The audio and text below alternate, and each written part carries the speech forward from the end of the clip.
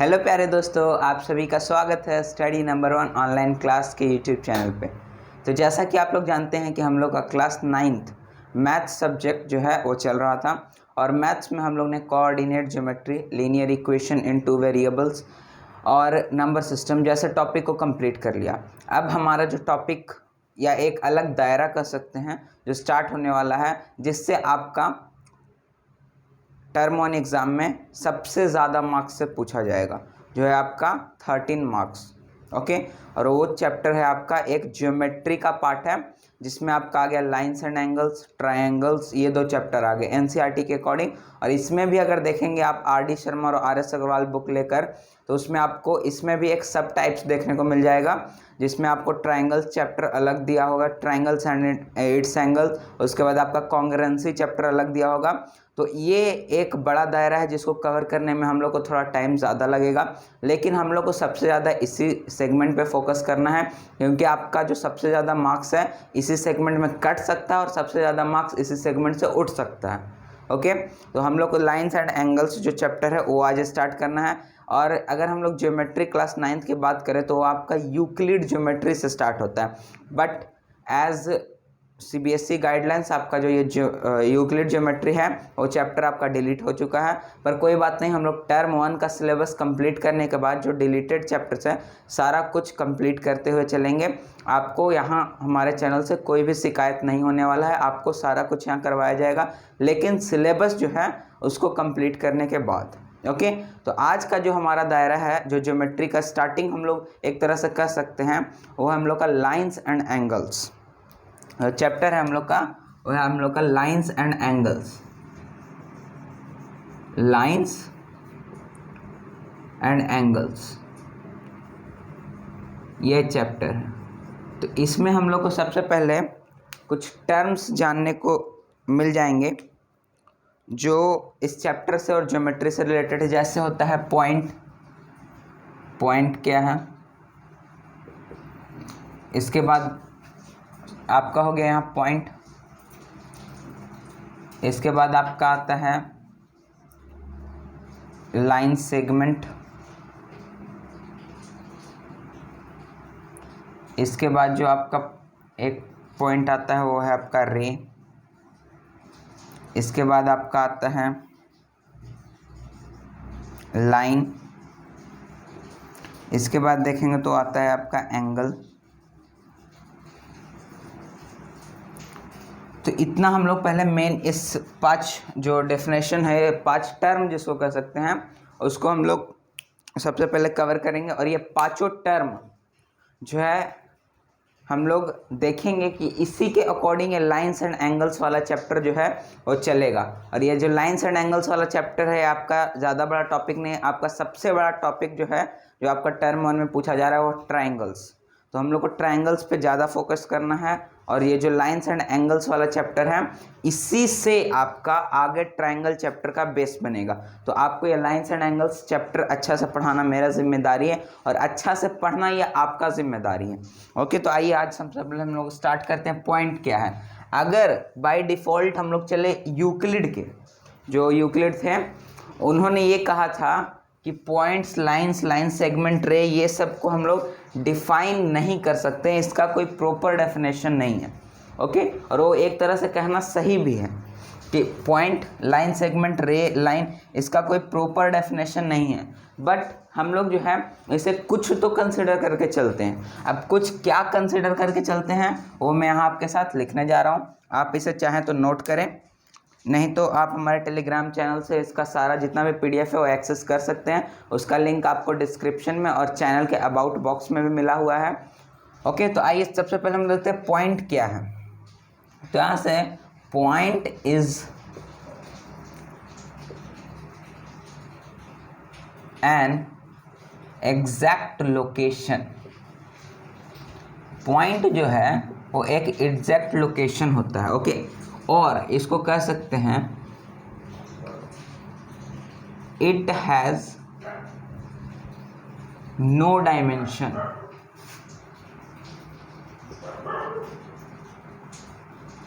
Means इसमें dimension नहीं होता। मीन्स यहाँ हम लोग लिख सकते हैं लेंथ ब्रेथ और हाइट इसमें नहीं होता। ओके, ये हो गया आपका पॉइंट कि पॉइंट एक एग्जैक्ट लोकेशन होता है जिसका कोई डायमेंशन नहीं होता, मीन्स लेंथ ब्रेथ और height is absent in point. और अगर हम लोग देखें तो इसको हम लोग denoted by capital letters, denoted by capital letters.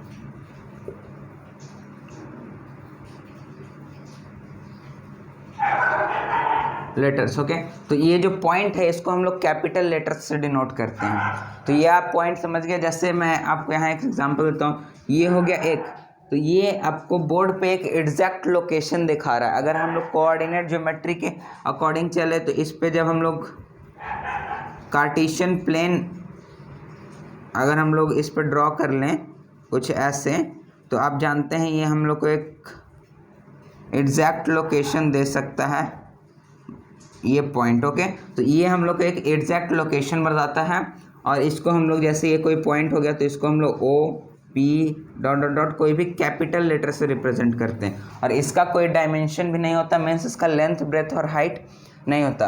अगर देखा जाए तो इसका ब्रेथ और लेंथ हो सकता है लेकिन नेग्लिजिबल होता है, मीन्स इसको हम लोग जो है वो काउंट नहीं कर सकते हैं, इसलिए इसको हम लोग कहते हैं नेग्लिजिबल, या इसको हम लोग डायमेंशनलेस शेप या फिगर भी कहते हैं, dimensionless figure, sorry dimensionless figure. Okay, हो गया पॉइंट। अब लाइन सेगमेंट, तो आप लोग जानते हैं कि लाइन सेगमेंट, रे लाइन, मैंने इसको इसी फॉर्मेट में यहाँ क्यों लिखा है। मैं इसको लाइन को पहले ऊपर लिख सकता था, रे को इससे नीचे या ऊपर कहीं भी लिख सकता, लेकिन इस फॉर्मेट में लिखने का मेरा पर्पस क्या है।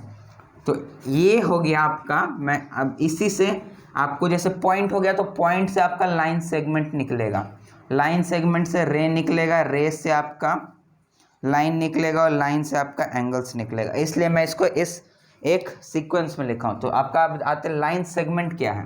तो line segment, when two points meet it forms line segment,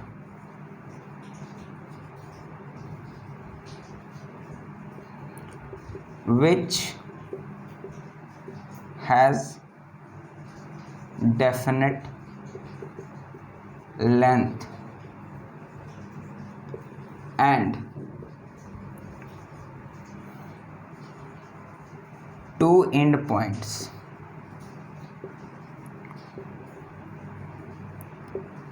जब दो पॉइंट्स को हम लोग मीट कर, जैसे ये आपका एक पॉइंट ए है, ओके, ये आपका कोई पॉइंट यहाँ पे बी है। जब हम लोग इस ए और बी को यहाँ से ऐसे ऐसे मीट करवा दिए तो ये जो फॉर्म हुआ ये हो गया आपका एक लाइन सेगमेंट। इसका कोई डेफिनेट लेंथ होगा, ओके, और इसका टू एंड पॉइंट्स हैं, ओके, मीन्स इससे ये ज़्यादा एक्सटेंड नहीं हो सकता। तो ये आपका हो गया लाइन सेगमेंट। अब हम लोग आ जाते हैं रे पे। ओके, रे, when any line segment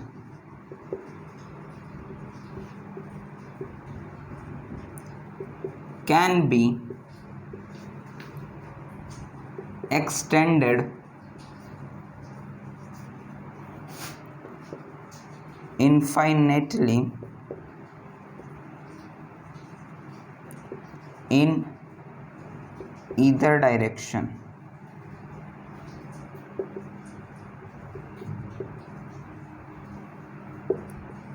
which does not have definite length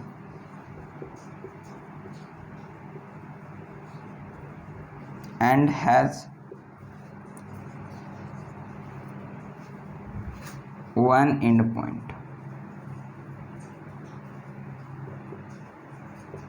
ठीक है, तो ये आपसे कह रहा है कि रे क्या है, when any line segment can be extended infinitely in either direction which does not have definite length and has one end point, means ये आपका अभी हम लोग ने देखा था लाइन सेगमेंट हो गया, ऐसे 2 पॉइंट्स था, इसको हम लोग मीट कर दिए, ये आपका हो गया लाइन सेगमेंट, ये आपका हो गया यहाँ लाइन सेगमेंट ए बी।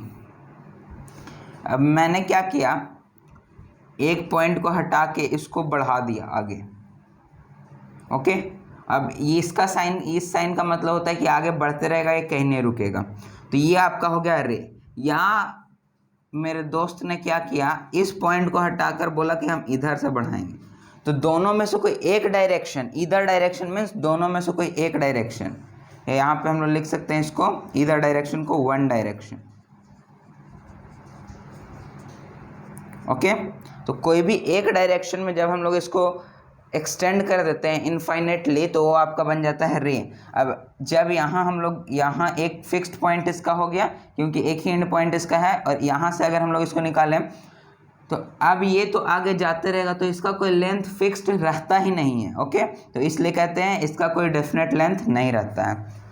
अब हम लोग आ जाते हैं लाइंस पे। तो लाइंस, अगर लाइंस की बात की जाए या लाइन की,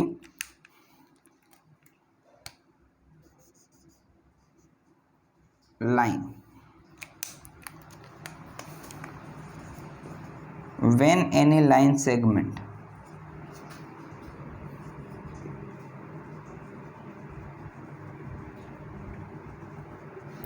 can be extended infinitely in both directions,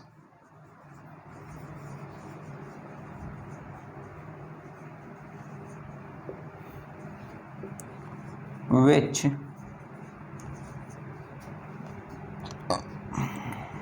does not have fixed length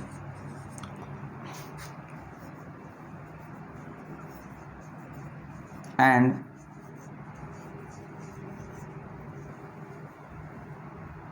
end point।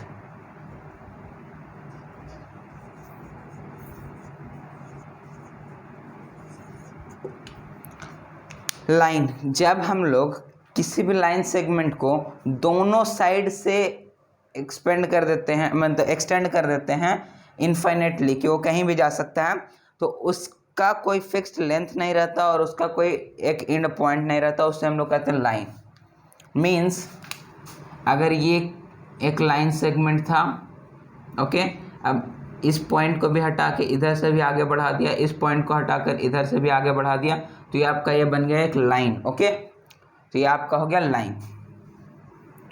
तो अगर देखा जाए तो आपको ये चारों डेफिनेशन क्लियर होना चाहिए। यूक्लिड के अकॉर्डिंग ये डेफिनेशन नहीं, ये प्रॉपर्टीज होता है इसका। ओके, इसका हम लोग कोई एक सर्टेन डेफिनेशन नहीं लिख सकते। यूक्लिड जो थे मैथमेटिशियन, ग्रीक मैथमेटिशियन, उनका ये मानना था कि इसका कोई सर्टेन एक डेफिनेशन नहीं रहता, मीन्स इसे हम लोग डिफाइन नहीं कर सकते।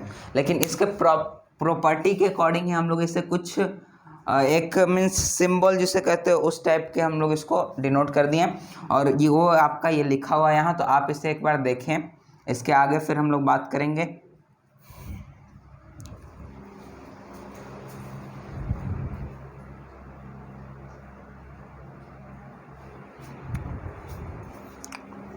ओके, तो आई होप आपने इसके देख लिया होगा। अब हम लोग बात करते हैं एंगल्स की। अब हम लोग बात करते हैं एंगल्स की।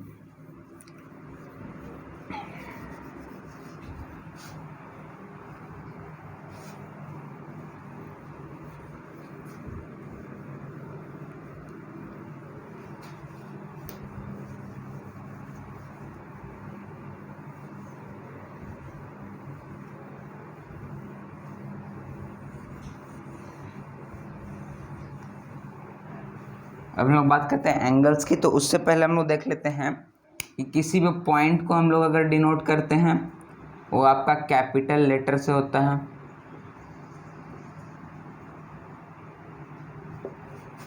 जैसे ये आपका हो गया पी एस एक्सेट्रा, ठीक है। अब अगर हम लोग देखें किसी भी लाइन सेगमेंट को रिप्रेजेंट करने के लिए, तो ये आपका हो गया ऐसे ए बी, या कोई भी दो कैपिटल लेटर से सिर्फ ऊपर एक ऐसे बार टाइप का ड्रॉ कर देते हैं। तो जैसे ये ए बी ऐसे हैं, तो ये आपका हो गया एक लाइन सेगमेंट। अगर हम लोग बात करें रे की, तो रे आपका हो गया जैसे ए बी, तो आप इस डायरेक्शन में ऐसे दे सकते हैं। मीन्स तो इस रे में एक कन्फ्यूज़न होता है कि जैसे ये ए और बी यहाँ है, तो एक एंड पॉइंट फिक्स है, तो बी की ओर अगर बढ़ रहा है तो हम लोग ऐसे लिखेंगे, वरना अगर इस ओर बढ़ रहा है तो हम लोग इसको ऐसे लिखेंगे। ओके, ऐसे। ये दोनों आपस में सेम नहीं होते हैं। इससे आप रे को सिर्फ एक तरह से ध्यान से रख सकते हैं कि कैसे लिखना है। और लाइन की अगर बात करें तो ये ए बी ऊपर एक शॉर्ट लाइन में दो एरो बना देते हैं। ओके, ऐसे मीन्स ए और बी ऐसे हो गया इधर। नहीं तो इसको हम लोग usually denoted by small letters. जो लाइन्स है उस हम लोग ऐसा स्मॉल लेटर से डिनोट होता है। जैसे ये हो गया, इसको एल लाइन दे दिए, ये ऐसे हो गया, इसको हम लोग एम लाइन, ऐसे और देते रहते। ओके, तो इसको हम लोग स्मॉल लेटर से डिनोट करते हैं। तो ये थे इसके डिनोट्स कैसे हम लोग करते हैं। अब हम लोग आ जाते हैं एंगल्स पे।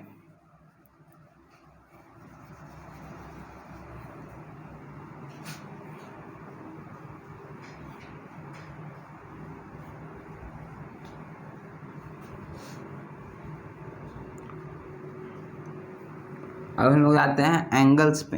तो एंगल सबसे पहले होता क्या है, हम लोग बात करें एंगल की, तो एंगल में यहाँ लिख सकता हूँ the measurement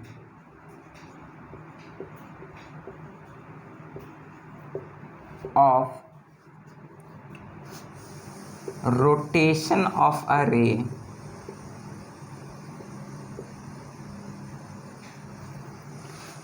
around its vertex is called angle। ये आपका प्रॉपर डेफिनेशन हो गया, जो आपको 11th-12th में भी आगे जाके हेल्प करेगा कि जो ये एंगल है वो क्या है। आपको 11th-12th में यही एक प्रॉपर डेफिनेशन मिलेगा देखने को। बाकी जो और एक्स्ट्रा डेफिनेशन होता है उसका कोई फ़ायदा नहीं है। आप सिंपली इसी डेफिनेशन को याद करें जो आपको आगे मीन्स जो ये अभी जो हल्का फुल्का डेफिनेशन चलता है वो गलत नहीं है, लेकिन ये आपका एक तरह से कह सकते हैं सभी जगह अप्लाई हो सकता है। तो अगर आप देखें रे का यहाँ बात हो रहा है, तो रे क्या होता है, एक कॉमन पॉइंट, ये हो गया आपका एक रे। ओके, तो इसके वर्टेक्स क्या हुआ, एक पॉइंट। तो इस पॉइंट के अकॉर्डिंग जो इसका रोटेशन हुआ, इसके मेजरमेंट को हम लोग कहते हैं एंगल। ओके, तो ये आपका हो गया एंगल। तो एंगल जो है इसमें ऐसे हम लोग बना सकते हैं, दो रे, एक कॉमन पॉइंट, एक यहाँ से आपका हो गया ऐसे एंगल। तो एंगल्स के भी कुछ टाइप्स होते हैं। ओके, टाइप्स जिसको कहते हैं टाइप्स ऑफ एंगल्स, तो उसके बारे में हम लोग यहाँ बात करेंगे। कुछ उससे परिचित होंगे कि कितने टाइप के एंगल्स होते हैं, जो हम लोग को मेनली पढ़ना है। अगर हम लोग बात करें टाइप्स ऑफ एंगल्स की, तो एक एंगल आपका आता है यहाँ एक्यूट एंगल। जो सबसे पहला है आपका एक्यूट एंगल। आपसे इसका डेफिनेशन कभी नहीं पूछेगा कि एक्यूट एंगल होता क्या है। सिंपली आपसे आप ये लिख दीजिएगा, 0 डिग्री से वो जो है बड़ा होगा और 90 डिग्री से छोटा होगा। ये हो गया आपका एक्यूट एंगल, 0 डिग्री से बड़ा, 90 डिग्री से छोटा। अगर आप बड़े क्लासेस में जाएंगे तो आपको यहाँ लिखवा दिया जाएगा 0 डिग्री से जो थीटा है वो बड़ा होगा और 90 डिग्री से जो ये थीटा है वो छोटा होगा। लेकिन यहाँ थीटा नहीं हम लोग लिखेंगे, यहाँ हम लोग एक्स लिखेंगे, जो आपको समझने में इजी हो। नेक्स्ट सेकंड आ गया आपका राइट एंगल। राइट एंगल जो आपका हो गया, ये आपका हो गया x is equal to 90 degree, ये आपका हो गया राइट एंगल। इसके अगर आगे आए तो ये आपका हो जाएगा फिर ऑब्ट्यूस एंगल। ऑब्ट्यूस एंगल में आपका होता है 90 डिग्री से बड़ा हो x बट 180 से छोटा, 180 से छोटा। ये आप जानते हैं, ये आपका होता है लेस देन, ये आपका हो गया लेस देन का साइन, ये भी हो गया लेस देन का साइन, लेकिन इसके रिस्पेक्ट में ये हो गया आपका ग्रेटर देन और इसके रिस्पेक्ट में ये हो गया आपका लेस देन। नेक्स्ट हम लोग देखें तो आपका आ गया straight angle.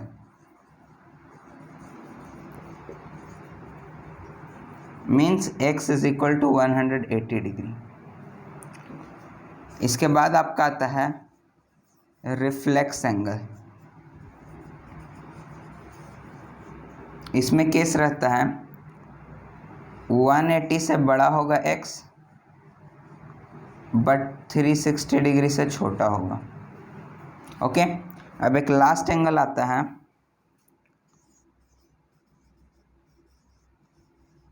Complete angle.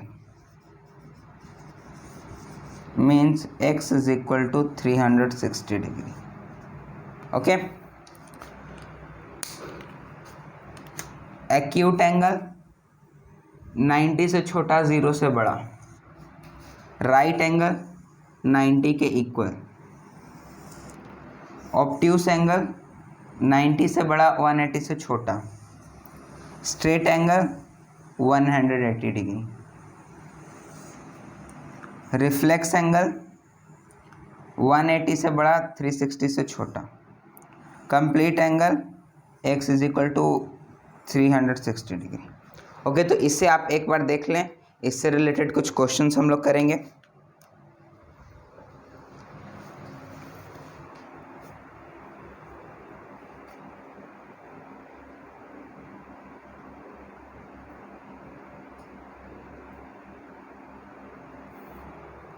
Okay, तो ये आपका हो गया। अब इससे रिलेटेड हम लोग कुछ करते हैं क्वेश्चंस। उससे पहले एंगल के बारे में एक छोटा सा जानकारी मैं आपको और दे देता हूँ, जिससे आपका हो जाएगा क्लैरिफिकेशन।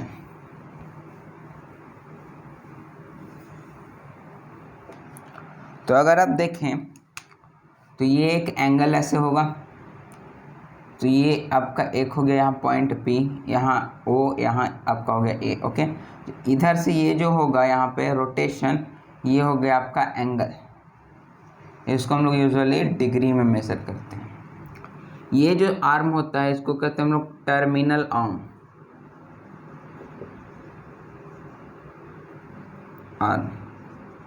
और इसको हम लोग कहते हैं इनिशियल आर्म। ओके, ये आपका हो गया टर्मिनल आर्म और ये आपका हो गया इनिशियल आर्म, या इसको हम लोग टर्मिनल साइड भी कहते हैं और इसको हम लोग इनिशियल साइड भी कहते हैं। इसको हम लोग लिख सकते हैं, इसके लिखने के दो मेथड्स होते हैं, या तो ऐसे ऐसे ऐसे आप लिखें, या तो ऐसे ऐसे ऐसे लिखें। तो या तो इसको एंगल, ये जो आपका साइन होता है ऐसे, ये आपका एंगल का साइन होता है, BOC लिख सकते हैं इसको, या तो एंगल AOC लिख सकते हैं। क्योंकि आपको यहाँ लिखने पे ज़्यादा ध्यान देना होगा, क्योंकि कॉन्ग्रुएंसी चैप्टर में जो ये रिप्रेजेंटेशन होता है आपका, कोई भी अगर आप साइड, एंगल एक्सेट्रा कुछ भी डिनोट कर रहे हैं तो वो आपका एक इम्पॉर्टेंट मैटर करता है कॉन्ग्रुएंसी चैप्टर में। तो अभी से आप हैबिट बना के चलिए, सॉरी BOA AOB। ओके, तो आप अभी से हैबिट बना के चलिए, जिससे आपका ये आगे जाके दिक्कत ना हो कॉन्ग्रुएंसी चैप्टर में। तो ये आपका हो गया एंगल से कुछ रिलेटेड टर्म। अब मैं आपको एक और छोटा सा बात बता देता हूँ, जो आपको अभी तो नहीं पढ़ना है, लेकिन आगे जाके आपको पढ़ने मिल सकता है और मिलेगा अगर आप मैथ स्ट्रीम चूज करते हैं। तो आप अगर नोटिस किए होंगे तो मैं यहाँ से ऐसे इसको इस साइड का एरो बना रहा हूँ। ओके, तो आप लोग में से कुछ ऐसे भी तो होंगे कि यहाँ से इधर ऐसे एरो बना रहे होंगे। ओके, तो अगर इस साइड का एरो बन रहा है, मीन्स ये आपका जो होता है इस टाइप का डायरेक्शन, इसको कहते हैं हम लोग anti clock direction. Anti clockwise, और ये जो आपका इस साइड का ऐसे डायरेक्शन होता है इसको कहते हैं क्लॉकवाइज। ठीक है, तो एंटी क्लॉकवाइज जो होता है वो आपको पॉजिटिव एंगल डिनोट करवाता है, और अगर आप क्लॉकवाइज देखें तो ये आपको नेगेटिव एंगल डिनोट करवाता है, नेगेटिव एंगल। लेकिन अभी तो आपको नेगेटिव एंगल पढ़ना नहीं है, तो हम लोग को सिर्फ यहाँ एंटी क्लॉक से ही जो भी मुलाकात करना है हम लोग को एंटी क्लॉक से ही करना है। इस तरह के एंगल जो हो गए वो आपके होते हैं पॉजिटिव में, इस तरह के जो एंगल हो गए वो आपके होते हैं नेगेटिव में। ओके, तो ये आपके हो गए कुछ टर्म्स। अब हम लोग आते हैं इसके क्वेश्चंस पे।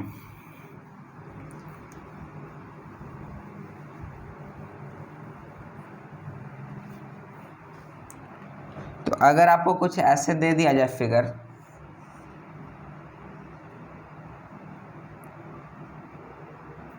ए ओ बी,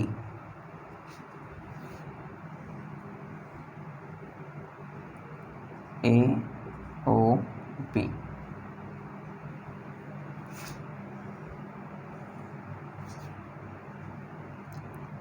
ए ओ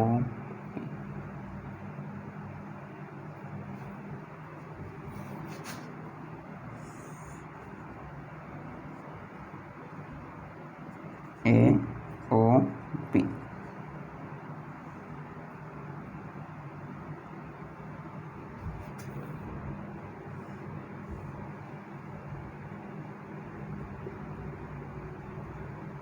ए ओ बी,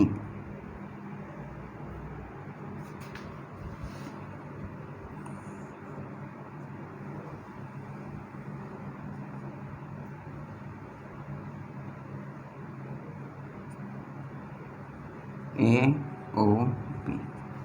ओके, तो आपको बताना है ये सारे एंगल्स क्या हैं।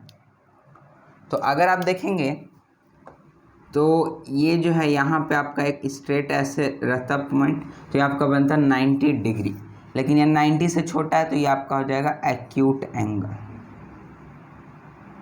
अगर ये देखेंगे तो यहाँ पे जो ऐसे हाउस वाला साइन रहता है ये आपको 90 को रिप्रेजेंट करता है, तो ये आपका हो जाएगा राइट एंगल।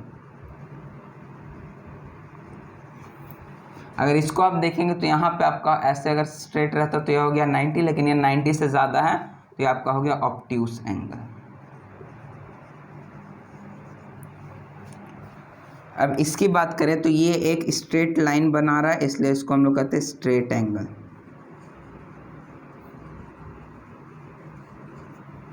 अगर ये आप देखें तो यहाँ से अगर ऐसे बनाता तो ये एक स्ट्रेट लाइन था 180, लेकिन ये 180 से ज़्यादा, तो ये आपका हो गया रिफ्लेक्स एंगल। अगर ये देखें तो एक कंप्लीट राउंड लगा चुका है, तो ये आपका हो जाएगा कंप्लीट एंगल। ओके, तो ये आपके 6 एंगल्स हो गए। अब यहाँ पे अगर रिफ्लेक्स में एक आपसे क्वेश्चन पूछ सकता है कि जो ये रिफ्लेक्स एंगल होता है ये वाला एंगल, इसको छोड़कर जो ये बाकी ये जो एंगल रहता है मीन्स अंदर वाला जो एंगल ये आपका क्या हो सकता है। ऑप्शन दे देगा आपके obtuse, acute, right, all of this.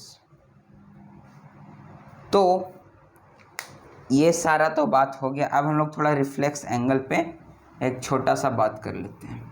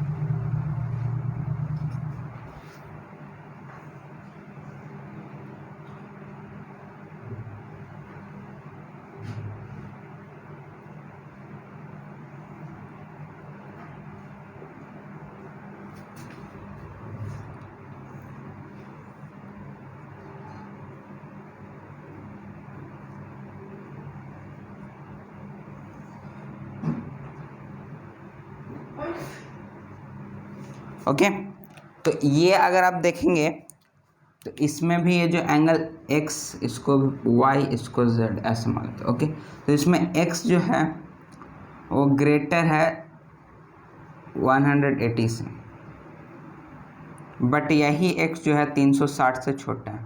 तो ये तो आपका रिफ्लेक्स एंगल हो गया। इसमें अगर बात करें तो y जो है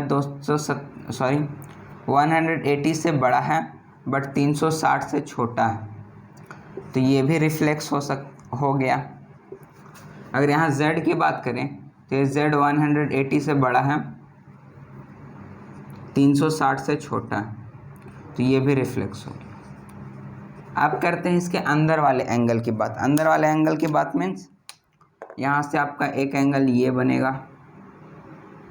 यहाँ से आपका एक एंगल ये बनेगा, यहाँ से आपका ये एक ऐसे एंगल बनेगा। तो इसमें अगर आप देखें तो कंप्लीट एंगल होता तो कितना 360, लेकिन यहाँ एक एंगल 200 है, तो ये आपका जो रिमेनिंग एंगल होगा 160 डिग्री होगा। ये वाला ये आपका हो जाएगा 160 डिग्री। तो ये आपका हो गया ऑब्ट्यूस, क्योंकि 90 डिग्री से बड़ा है बट 180 से छोटा है। इसमें अगर आ गए तो 360 कंप्लीट होता है 270, बच गया आपका 90 डिग्री। 90 डिग्री ये हो गया मीन्स राइट एंगल। अब इस पे हम लोग आ गए, तो इस पे अगर हम लोग आ गए तो ये भी 360 डिग्री होता है कंप्लीट, 300 है, बच गया 60 डिग्री। ये आपका हो गया 60 डिग्री, 0 से बड़ा 90 से छोटा, एक्यूट एंगल। तो ये मेरा समझाने का बस ये एक मीनिंग था कि रिफ्लेक्स एंगल में, रिफ्लेक्स एंगल को छोड़कर बाकी जो एंगल हो सकते हैं और या तो ऑब्ट्यूस हो सकते हैं, या तो राइट एंगल हो सकते हैं, या तो एक्यूट हो सकते हैं। तो अगर इसी से आपका एमसीक्यू में एक क्वेश्चन बन सकता है, इन रिफ्लेक्स एंगल, मैं अच्छे से लिख देता हूँ इसको। ये तो आपका हो गया होगा, इसके आगे मैं लिख देता हूँ यहाँ,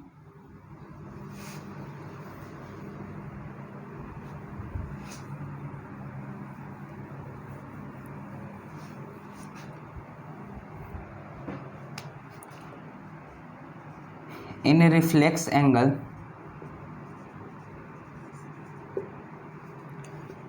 accept reflex angle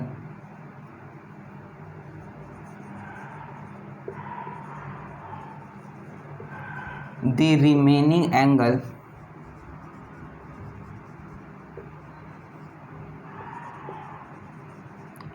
must be, आपके ऑप्शन है A acute angle, B right angle, C obtuse angle, D all of this. तो अभी जिस केस से हम लोग पढ़ें, तो रिफ्लेक्स एंगल को छोड़कर जो दूसरा एंगल बना वो आपका एक्यूट भी हो सकता है, राइट भी हो सकता है, ऑब्ट्यूस भी हो सकता है। मीन्स आंसर हो जाएगा आपका option number D, all of this. ये तीनों में से आपका जो है वो तीनों हो सकता है। सो इससे रिलेटेड एक क्वेश्चन था जो आपसे पूछ सकता है एमसीक्यू में।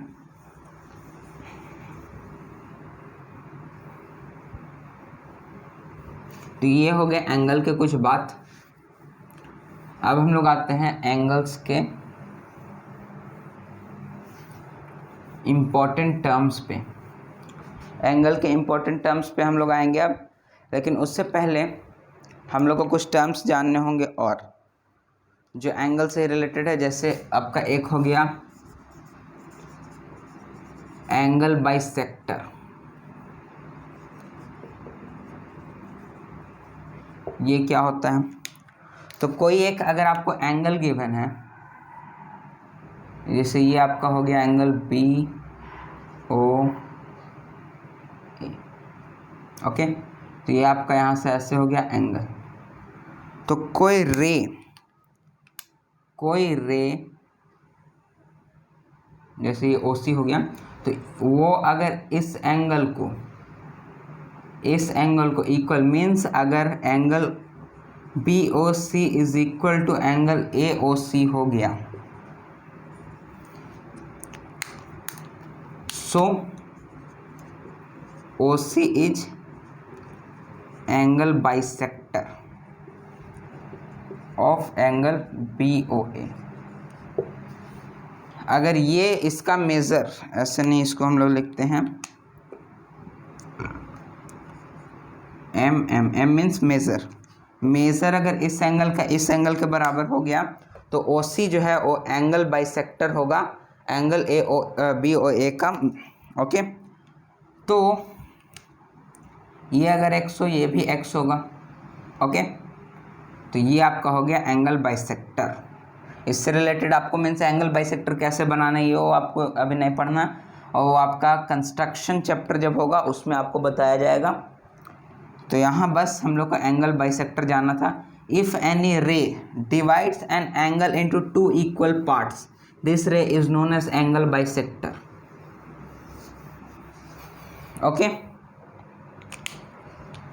अगर एंगल बाइसेक्टर की बात करें तो ANGL angle bisector. Bi means होता है टू, एंगल आप लोग जानते हैं एंगल, सेक्टर मीन्स होता है पार्ट्स। तो वैसा लाइन सेगमेंट वैसा आपका रे जो आपका किसी भी एंगल को टू इक्वल पार्ट्स में डिवाइड कर दे, वो हो गया आपका एंगल बाइसेक्टर। अब हम लोग आते हैं exterior and interior points of angle. Exterior and interior points of angle. Okay, तो ये अगर कोई एंगल है BOA, तो इसके मान लीजिए अगर इसके कोई अंदर एक पॉइंट है ऐसे ये C, तो ये जो पॉइंट C होगा आपका C, वो आपका इंटीरियर कहलाएगा। अगर कोई ये बाहर है आपका पॉइंट D, तो D आपका हो जाएगा एक्सटीरियर। अगर ये आपका कोई पॉइंट इसी पे है E, तो इस जो E पॉइंट है वो आपका हो जाएगा लाई ऑन एंगल। इसको कहेंगे हम लोग लाई ऑन एंगल। ये तो सबको पता रहता है, लेकिन एक बुद्धिमान बच्चा था जिसने सर को कंफ्यूज करने के लिए पॉइंट दे दिया। सर, ये अगर यहाँ पे कोई पॉइंट आपका रह गया F, तो इंटीरियर होगा कि एक्सटीरियर, बताइए। सर बेचारे परेशान, कैसे निकाले। फिर सर को आया प्रॉपर्टी याद में कि ये तो एक रे है, इसको यहाँ से आगे बढ़ा सकते हैं इनफाइनाइट तक, इसको भी यहाँ से आगे बढ़ा सकते हैं। तो सर ने उसे बढ़ा दिया।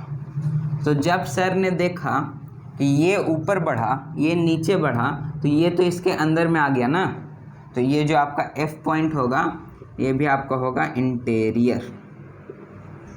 ओके, ये भी आपका जो पॉइंट होगा ये आपका पॉइंट होगा इंटीरियर। अगर इसी में आपको कोई यहाँ पॉइंट दे देता, यहाँ पे X पॉइंट, तो आप इसको बढ़ा कर देखते हैं, इसको भी बढ़ा कर देखते हैं। तो यहाँ अगर आप देखेंगे तो ये जो है, अगर आप स्केल के हेल्प से इसको बढ़ाएंगे तो ये बाहर आएगा, तो ये X पॉइंट आपका जो हो गया वो आपका हो जाएगा एक्सटीरियर। ओके, तो ये कुछ टर्म्स थे रिलेटेड टू एंगल्स, तो वो आपका कंप्लीट हो चुका है।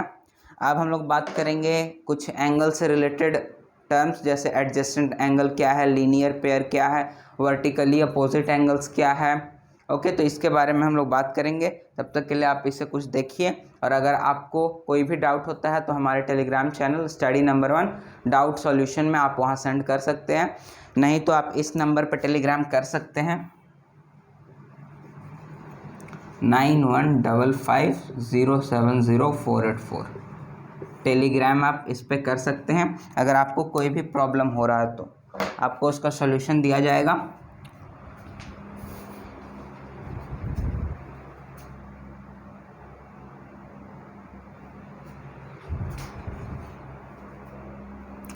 यहाँ तक की अगर बात आपको क्लियर है तो आज के लिए मैं आपको यहीं पे रोकना चाहूँगा। और अगर आपको ये चैनल अच्छा लग रहा है तो चैनल को सब्सक्राइब कर लीजिए। अगर आप न्यू स्टूडेंट हैं तो भी आप चैनल को सब्सक्राइब कर लीजिए, क्योंकि आपको ऐसे ही और डेली वीडियो प्रोवाइड करवाए जाएंगे related to all contents and from all books that are essential for class 9th as like NCERT, RS Agarwal, RD Sharma. And अगर आप ये तीनों बुक कर लेते हैं कंप्लीट तो आप फिर कोई भी बुक कंप्लीट कर सकते हैं, और आप ओलंपियाड कोई भी अगर 9th क्लास का होगा तो उसमें आप एक अच्छा स्कोर कर सकते हैं। कंप्लीट तो नहीं कर सकता लेकिन एक अच्छा स्कोर कर सकते हैं अगर आप ये तीनों बुक अच्छे से कंप्लीट कर लिए तो।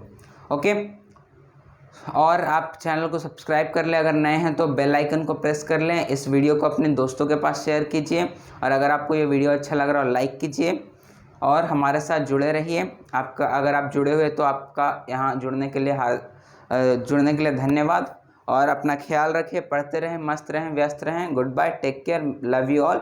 मिलते हैं नेक्स्ट वीडियो में।